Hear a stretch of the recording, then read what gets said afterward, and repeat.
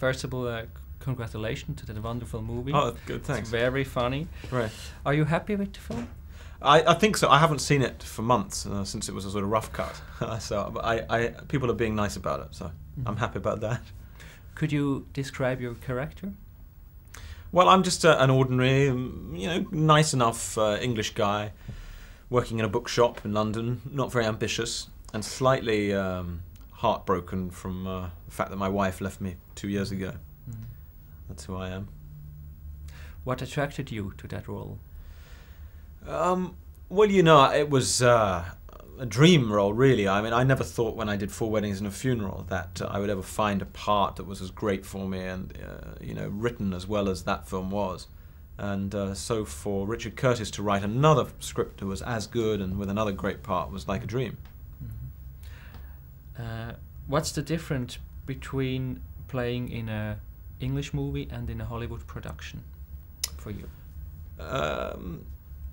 Well, it's always, the thing I notice is it's more exciting in England because it's more of an event. We don't make so many films, and it's a little bit of a production line in America. You might as well be making cars or I don't know what, Tupperware boxes.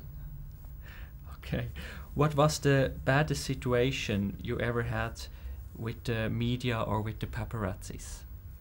Well, I've had some pretty rough times with the media and the paparazzi. So yeah, I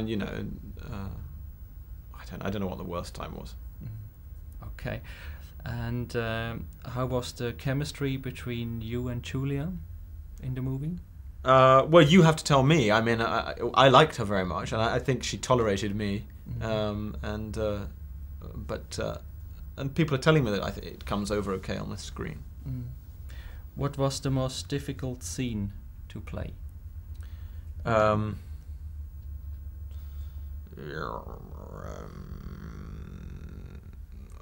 I think it might have been the scene where she comes back to the bookshop at the end and sort of lays her heart open, because it's quite a heavy scene, and I'm always a little nervous when there's a lot of emotion around. Yeah. Okay.